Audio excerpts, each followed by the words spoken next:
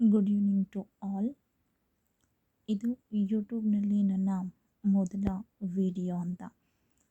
ಈ ಒಂದು channel learn with me ಅನ್ನುವಂತಹ ಚಾನೆಲ್ನಲ್ಲಿ ನಿಮಗೆ ಇತಿಹಾಸದ ಹಲವಾರು ವಿಷಯಗಳು ಹಾಗೆ ಟೆಟ್ ಸಹಾಯಕವಾಗಿ ಶೈಕ್ಷಣಿಕ ಮನೋವಿಜ್ಞಾನ ಇನ್ನೂ ಹಲವಾರು ಅಂಶಗಳನ್ನು ಈ ಒಂದು ಚಾನೆಲ್ನಲ್ಲಿ ತಮಗೆ ಬೋಧಿಸಲಾಗುತ್ತೆ.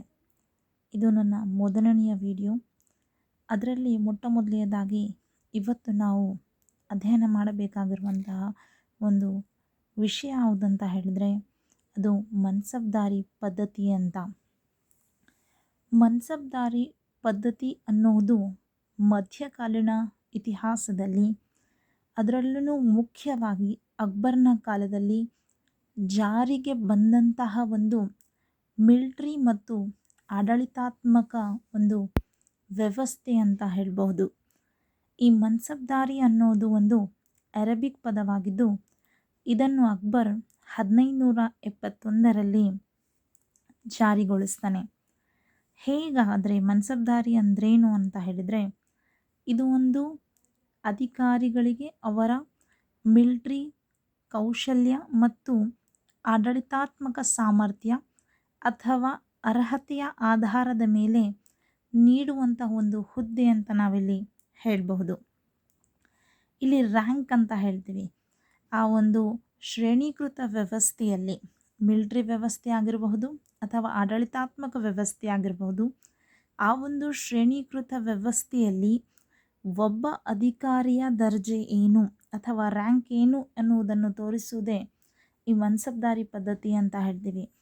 ಮುಖ್ಯವಾಗಿ ಈ ಒಂದು ರ್ಯಾಂಕ್ ಅನ್ನೋದು ಹೇಗೆ ನಿರ್ಧಾರಿತವಾಗ್ತಾ ಇತ್ತು ಅಂತ ಹೇಳಿದರೆ, ಆ ಒಬ್ಬ ಮನ್ಸಬ್ದಾರ ಅಥವಾ ಆ ಒಬ್ಬ ಅಧಿಕಾರಿಯು ಹೊಂದಿರುವಂತಹ ಅದು ಅಶ್ವಗಳು ಮತ್ತು ಅಶ್ವ ಸೈನಿಕರ ಸಂಖ್ಯೆಯನ್ನು ಅದು ಸೂಚಿಸುತ್ತು. ಉದಾಹರಣೆಗೆ ಅತಿ ಕೆಳದರ್ಜೆಯ ರ್ಯಾಂಕ್ ಅಂತ ಹೇಳಿದರೆ 10 ಅಶ್ವ ಸೈನಿಕರನ್ನು ಅಥವಾ ಅಶ್ವಗಳನ್ನು ಹೊಂದಿರುವಂತಹ ಒಬ್ಬ ಮನ್ಸಬ್ದಾರ. ಇನ್ನು ಹೈಯೆಸ್ಟ್ ಅಂತ ಹೇಳಿದರೆ 10,000ಕ್ಕಿಂತ ಹೆಚ್ಚು ಸೈನಿಕರನ್ನು ಹೊಂದಿರುವಂತಹ ಒಬ್ಬ ಮನ್ಸಬ್ದಾರ. 10,000 ಹೊಂದಿದವನು ಶ್ರೇಣೀಕೃತ ವ್ಯವಸ್ಥೆಯಲ್ಲಿ ಉನ್ನತ ದರ್ಜೆ ಅಥವಾ ರ್ಯಾಂಕ್ ಪಡೆದರೆ, ಅತಿ ಕಡಿಮೆ ಸೈನಿಕರನ್ನು ಹೊಂದಿರುವವನು ತುಂಬ ಕಡಿಮೆ ರ್ಯಾಂಕನ್ನು ಪಡಿತಾ ಇದ್ದ. ಮುಖ್ಯವಾಗಿ ಈ ಮನ್ಸಬ್ದಾರಿ ವ್ಯವಸ್ಥೆ ಅನ್ನೋದು ಅಕ್ಬರ್ನ ಕಾಲದಲ್ಲಿ ಬಹಳ ಮುಖ್ಯವಾಗಿ ಪ್ರಚಲಿತದಲ್ಲಿತ್ತು. ಈ ಒಂದು ವ್ಯವಸ್ಥೆ ಅನ್ನೋದು ಅನುವಂಶೀಯವಾಗಿರಲಿಲ್ಲ. ಅಂದರೆ ಈ ಹುದ್ದೆ ಏನಾಗಿರಲಿಲ್ಲ, ಅನುವಂಶೀಯ ಆಗಿರಲಿಲ್ಲ. ಒಬ್ಬ ಮನ್ಸಬ್ದಾರ ತನ್ನ ಮನ್ಸಬ್ದಾರಿ ಕಳ್ಕೊಂಡ ನಂತರ ಅವನಿಂದ ಅವನು ನೀಡಿದಂತಹ ಜಾಗೀರನ್ನು ಅವೆಲ್ಲವನ್ನು ಮರಳಿ ಪಡೆಯಲಾಗುತ್ತಿತ್ತು. ಈ ಒಂದು ಮನ್ಸಬ್ದಾರಿ ವ್ಯವಸ್ಥೆಯಲ್ಲಿ ಸ್ಯಾಲ್ರಿ ಅನ್ನೋದು ಕ್ಯಾಶ್ ಅಂದರೆ ನಗದು ರೂಪ ಮತ್ತು ಕೆಲವೊಮ್ಮೆ ಜಾಗೀರು ರೂಪದಲ್ಲಿ ನೀಡಲಾಗ್ತಾ ಇತ್ತು. ಇನ್ನೂ ಮುಖ್ಯವಾಗಿ ಆಡಳಿತದಲ್ಲಿ ಪಾರದರ್ಶಕತೆಯನ್ನು ಕಾಪಾಡಲು ಮನ್ಸಬ್ದಾರರನ್ನು ಒಂದು ಇಲಾಖೆಯಿಂದ ಮತ್ತೊಂದು ಇಲಾಖೆಗೆ, ಆಡಳಿತಾತ್ಮಕ ಇಲಾಖೆಯಿಂದ ಮಿಲಿಟ್ರಿಗೆ, ಮಿಲಿಟ್ರಿ ಇಲಾಖೆಯಿಂದ ಆಡಳಿತಾತ್ಮಕ ಇಲಾಖೆಗಳಿಗೆ ವರ್ಗಾವಣೆ ಮಾಡುವಂತಹ ಪದ್ಧತಿ ಸಹ ಇಲ್ಲಿ ಜಾರಿಯಲ್ಲಿತ್ತು ಅಂತ ಹೇಳ್ಬೋದು. ಈ ಮನ್ಸಬ್ದಾರಿ ವ್ಯವಸ್ಥೆಯಲ್ಲಿ ಮುಖ್ಯವಾಗಿ 2 ಪದಗಳು ಅಥವಾ ಅಂಶಗಳು ಬಹಳ ಮುಖ್ಯ. ಒಂದು ಜಾತ್, ಇನ್ನೊಂದು ಸವಾರ್ ಅಂತ. ಜಾತ್ ಏನನ್ನು ತೋರಿಸಿಕೊಡುತ್ತೆ ಅಂತ ಹೇಳಿದರೆ, ಒಬ್ಬ ಅಧಿಕಾರಿಯು ಆ ಶ್ರೇಣೀಕೃತ ವ್ಯವಸ್ಥೆಯಲ್ಲಿ ಹೊಂದಿರುವಂತಹ ರ್ಯಾಂಕನ್ನು ತೋರಿಸುತ್ತೆ. ಅಂದರೆ ಆ ವ್ಯಕ್ತಿ ಆ ಶ್ರೇಣೀಕೃತ ವ್ಯವಸ್ಥೆಯಲ್ಲಿ ಯಾವ ರ್ಯಾಂಕಿನಲ್ಲಿದ್ದಾನೆ, ಫಸ್ಟ್ ಇದ್ದಾನೋ, ಸೆಕೆಂಡ್ ಇದ್ದಾನೋ ಅಥವಾ ಥರ್ಡ್, ಅಂದರೆ it is indicate the officer position ಅಂತ ನಾವು ಹೇಳಬಹುದು. ಪರ್ಸನಲ್ ರ್ಯಾಂಕ್ ಅನ್ನೋದು ತೋರಿಸಿಕೊಡುತ್ತೆ. ಈ ಜಾತ್ನ ಆಧಾರದ ಮೇಲೆ ಆ ಒಬ್ಬ ಮನ್ಸಬ್ದಾರನಿಗೆ ವೇತನವನ್ನು ನಿಗದಿಪಡಿಸಲಾಗುತ್ತಿತ್ತು. ಇನ್ನೊಂದು ಸವಾರ್ ಅಂತ ಹೇಳಿದರೆ, ಆ ಒಬ್ಬ ಅಧಿಕಾರಿಯು ಅಥವಾ ಆ ಒಬ್ಬ ಮನ್ಸಬ್ದಾರನು ನಿಭಾಯಿಸಬೇಕಾದಂತಹ ಅಶ್ವ ಸೈನಿಕರು ಅಥವಾ ಅಶ್ವಗಳ ಸಂಖ್ಯೆಯನ್ನು ಇದೇನು ಮಾಡ್ತಾ ಇತ್ತು, ತೋರಿಸಿಕೊಡುತ್ತಾ ಇತ್ತು. ಯಾವುದು? ಸವಾರ್. ಒಂದು ಕುದುರೆ ಮೇಂಟೈನ್ ಮಾಡೋದು 2 ರೂಪೀಸ್, ಅಂದರೆ ಒಂದು ಕುದುರೆಯನ್ನು ನಿರ್ವಹಣೆ ಮಾಡಿದ್ರೆ ವೆಚ್ಚ ಎಷ್ಟಿತ್ತದು? 2 ರೂಪಾಯಿಗಳನ್ನು ನೀಡಲಾಗುತ್ತಿತ್ತು ಅಂತ ಹೇಳಬಹುದು. ಓಕೆ, ಈ ಒಂದು ಮನ್ಸಬ್ದಾರಿ ವ್ಯವಸ್ಥೆಯಲ್ಲಿ ಕೆಲವೊಂದು ನಾವು ಬಹಳ ಮುಖ್ಯವಾಗಿ ಟರ್ಮ್ಸ್ ನೋಡ್ತೀವಿ. ಫಸ್ಟ್ ಒನ್ ಏನಂತ ಹೇಳಿದ್ರೆ ದಹಬಿಷ್ತಿ ಅಂತ ಹೇಳ್ತೀವಿ. ಏನು ದಹಬಿಷ್ತಿ ಅಂತ ಹೇಳಿದರೆ ಇದು ಅಕ್ಬರ್ನ ಕಾಲದಲ್ಲಿ ಏನಂತ ಹೇಳಿದ್ರೆ ಬಂದಂತಹ ಒಂದು ಪದ ಅಂತ ಹೇಳ್ಬೋದು. ಇಲ್ಲಿ ಒಬ್ಬ ಮನ್ಸಬ್ದಾರನಿಗೆ 20 ಅಶ್ವಗಳನ್ನು ನೀಡಲಾಗಿತ್ತು. ಹಾಗೆ 10 ಸೈನಿಕರು ಅದರ ಮೇಲ್ವಿಚಾರಣೆಯನ್ನು ಮಾಡಬೇಕಾಗಿತ್ತು. ಅಂದರೆ 20 ಅಶ್ವಗಳು, ಅದು ನೋಡಿಕೊಳ್ಳೋಕೆ ಸೈನಿಕರೆಷ್ಟು ಜನ? 10 ಜನ. ಇದನ್ನು ಏನಂತ ಹೇಳ್ತಿದ್ರು? ದಹಬಿಷ್ತಿ ಅಂತ ಹೇಳ್ತಿದ್ರು.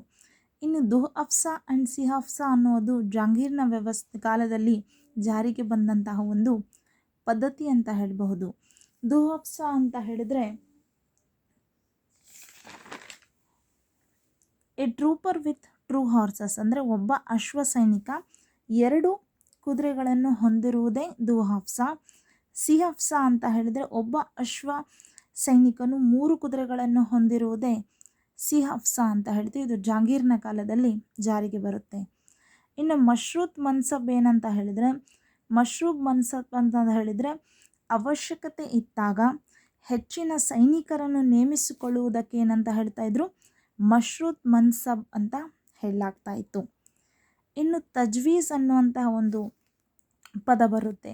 ಇಲ್ಲಿ ಏನು ಮಾಡಲಾಗ್ತಾ ಇತ್ತು ತಜ್ವೀಸ್ನಲ್ಲಿ ಅಂತ ಹೇಳಿದರೆ, ಇದು ಒಂದು ರೀತಿಯ ಫರ್ಮಾನು ಅಂತ ಹೇಳ್ಬೋದು. ಒಬ್ಬ ಅಧಿಕಾರಿಯು ಅರಸನ ಹತ್ರ ಒಂದು ಫರ್ಮಾನನ್ನು ತೆಗೆದುಕೊಂಡು ಹೋಗುವುದು. ಏನು ಆ ಫರ್ಮಾನು ಅಂತ ಹೇಳಿದರೆ, ಇಂತಹ ರೀತಿಯ ಒಬ್ಬ ವ್ಯಕ್ತಿ ನಮ್ಮಲ್ಲಿ ಮನ್ಸಬ್ದಾರನಾಗಿ ಆಯ್ಕೆಯಾಗಲು ಒಂದು ಅಪ್ಲಿಕೇಶನನ್ನು ಹಾಕಿದ್ದ. ಆ ಒಂದು ಅಪ್ಲಿಕೇಶನ್ನ ಆಧಾರದ ಮೇಲೆ ಅವನ ಅರ್ಹತೆ, ಅವನ ಗುಣ ಸಾಮರ್ಥ್ಯವನ್ನು ಪರೀಕ್ಷಿಸಿ ನಾವು ಈ ವ್ಯಕ್ತಿಯನ್ನು ಮನ್ಸಬ್ದಾರನಾಗಿ ನೇಮಕ ಮಾಡಿದ್ದೀವಿ ಅನ್ನುವಂತಹದ್ದನ್ನು ಅರಸನಿಗೆ ತಿಳಿಸುವಂತಹ ಒಂದು ವ್ಯವಸ್ಥೆ ಏನನ್ನಂತ ಕರಿತೀವಿ ನಾವು? ತಜ್ವೀಸ್ ಅಂತ ಕರಿತೀವಿ. ಇನ್ನು ಮುಖ್ಯವಾಗಿ ಇಲ್ಲಿ 2 ರೀತಿಯ ವರ್ಗೀಕರಣ ನಾವು ನೋಡಬಹುದು. ಇಲ್ಲಿ ಸೈನಿಕ ವ್ಯವಸ್ಥೆಯಲ್ಲಿ ಮತ್ತು 2 ರೀತಿಯ ವರ್ಗೀಕರಣ. ಒಂದು ದಾಖಿಲಿ ಅಂತ ಹೇಳ್ತೀವಿ. ದಾಖಿಲಿ ಏನು ಅಂತ ಹೇಳಿದ್ರೆ, ಇಂತಹ ಸೈನಿಕರನ್ನು ಅರಸನೇ ನೇಮಕ ಮಾಡ್ತಾ ಇದ್ದ. ಆದರೆ ಆ ಸೈನಿಕ ವ್ಯವಸ್ಥೆಯ ನಿರ್ವಹಣೆ ಮತ್ತು ಅದರ ಆಗು ಹೋಗುಗಳನ್ನು ನೋಡಿಕೊಳ್ಳಲು ಆ ಒಂದು ಸೈನ್ಯವನ್ನು ಏನು ಮಾಡ್ತಾ ಇದ್ದ? ಅವನು ಮನ್ಸಬ್ದಾರನಿಗೆ ವಹಿಸ್ತಾ ಇದ್ದ. ಅಂದರೆ ಅರಸ ತಾನೇ ಒಂದು ಸೈನಿಕ ಗುಂಪನ್ನು ಆಯ್ಕೆ ಮಾಡ್ತಾ ಇದ್ದ. ಆದರೆ ಅದನ್ನು ನೋಡಿಕೊಳ್ಳಲು, ಅದರ ನಿರ್ವಹಣೆ ಮಾಡಲು ಅದು ಯಾರಿಗೆ ಕೊಡ್ತಾ ಇದ್ದ? ಅದು ಮನ್ಸಬ್ದಾರನಿಗೆ ನೀಡ್ತಾ ಇದ್ದನು. ಇದನ್ನು ದಾಖಿಲಿ ಸೈನ್ಯ ಅಂತ ಕರಿತೀವಿ. ಇನ್ನು ಅಹದೀಸ್ ಸೈನ್ಯ ಅಂತ ಹೇಳಿದರೆ ಏನಂದರೆ, ಸ್ವತಃ ಅರಸನೇ ಇದನ್ನು ನೇಮಕ ಮಾಡಿ ಸ್ವತಃ ಅರಸನೇ ತಾನೇ ಇಟ್ಟುಕೊಳ್ಳುವಂತಹ ಸೈನ್ಯವನ್ನು ನಾವು ಅಹದೀಸ್ ಸೈನ್ಯ ಅಂತ ಕರಿತೀವಿ. ಇದು ಸಂಪೂರ್ಣವಾಗಿ ಮನ್ಸಬ್ದಾರಿ ವ್ಯವಸ್ಥೆ ಅಂದ್ರೇನು, ಅದು ಯಾವಾಗ ಜಾರಿಗೆ ಬಂದಿತ್ತು, ಅದು ಒಳಗೊಂಡಿರುವಂತಹ ಅಂಶಗಳು ಹಾಗೂ ಕೆಲವೊಂದು ಇಂಪಾರ್ಟೆಂಟ್ ಟರ್ಮ್ಸ್ ಮನ್ಸಬ್ದಾರಿ ವ್ಯವಸ್ಥೆಯಲ್ಲಿ. ಇದಿಷ್ಟು.